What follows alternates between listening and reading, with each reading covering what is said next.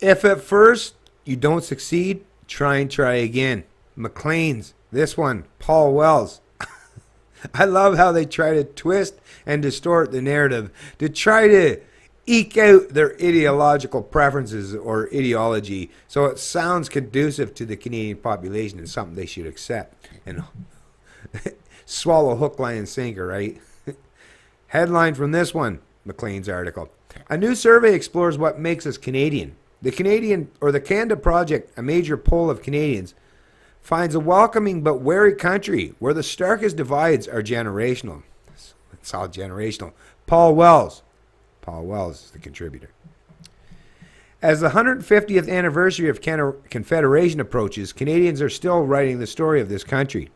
A major survey of 1,515 Canadians conducted as part of the Canada Project shows that in an uncertain world, Canadians are welcoming but wary.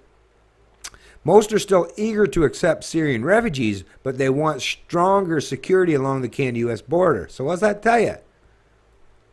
Stop with allowing this mass influx of illegal immigrants, right, under the pretense or under the guise of, protecting them from the big bad Americans, evil Americans, right? Meanwhile, they come here. I mean, you can't land if they're coming from the U.S. They didn't just hijack a plane and land there. The Americans were obviously willing to at least give them the chance. There's some reason why they're fucking fleeing that country to come here. But anyways, I won't even get into that aspect of it. But yeah, of course, Canadians are saying, "Listen, we have a federal government for a reason. You're supposed to secure and protect our borders." That's literally one of the main reasons for having a federal government, right? Or that's the pretense, is to protect the borders. Protect the borders, federal government. It's all about borders. Meanwhile, the federal government's just, yeah, come on in. So, of course, Canadians are like, what the fuck's up with that? And you want me to pay for these people? Not only are they coming here illegally, but you want me to pay for them too? And compete with them? With one hand, one foot tied behind my back? No, that's not fair. That's what Canadians are saying. But let's see how they try to twist and distort that. They're open to the notion of screening immigrants for Canadian values. Well, of course.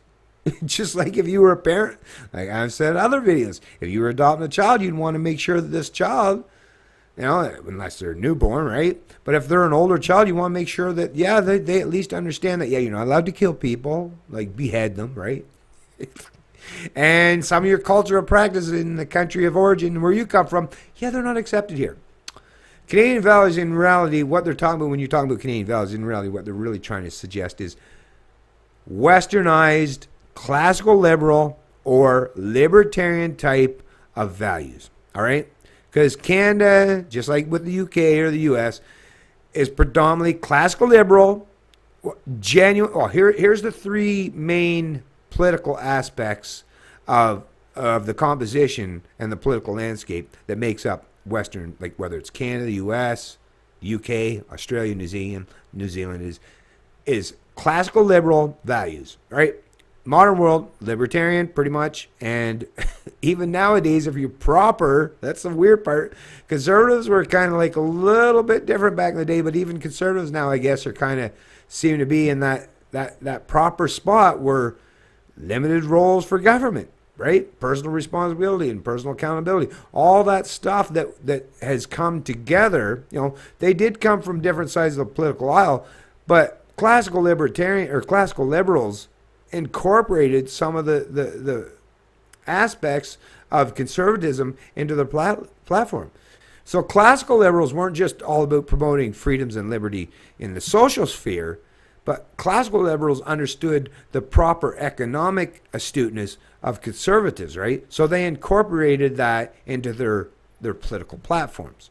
So you took the best of both worlds of classical conservatism and classical liberalism, and you combine them, and nowadays, that's called libertarianism pretty much, right? So, but like I say, they try to present this as if it's a left-right thing, but in reality, it's just about setting out the proper rules, the proper etiquette, the proper philosophy, the proper principles. So, of course, Canadians just want you to you got to be basically about proper Canadian values. And like I say, just go look through the history of England, the US, and the UK, and you'll understand pretty quickly what that really means, what that entails. There's nothing devious or underhanded about it. It's just what took, hundreds, really overall, 2,000 plus years of Western European thought, intellect, philosophy, and principles. Bringing that all to the forefront, that's what Canadian values. That's what Canada, think about it. Canada, what are we celebrating? 150 years. Pretty new, pretty young in the grand scheme of things, right? So Canadian values were adopted based on all the things that come as a result of the Enlightenment era. Right? That's what Canadian values are truly all about. And those values, make no mistake about it, come from Western Europe, predominantly white Anglo-Saxon cultures. I mean, I don't care if you like that reality, but that's just the reality. You don't have to like it, but that is a reality of what it means to be a Canadian. Just look out around you. Even with all this mass influx of immigrants for decades now, you still live in a country that's predominantly overwhelming white Anglo-Saxons. Okay? So try to pretend or try to twist and distort that in any other way, or try to make it something it isn't, then you're not living in the country that these people are come to. Why do you think these people come to this country? It's because of those Western Anglo-Saxons values and principles and philosophy. If you remove that completely from the equation, well, are they really going to want to come to this country, or you really have a free country anymore? Of course you don't. That's totally different now, right? It's like, Attila the Hunter, someone taking over whatever particular geographical landmass. Well, you're no longer this free society that you once thought you were at that stage of the game. This is gradual creep. This is death by 1,000 cuts. This is an influx of immigrations that takes time. But once you reach that point, that tipping point, well, your country of origin no longer represents what you believe are those original values that started out, that made the foundations for freedom and liberty to exist or to flourish in the first place.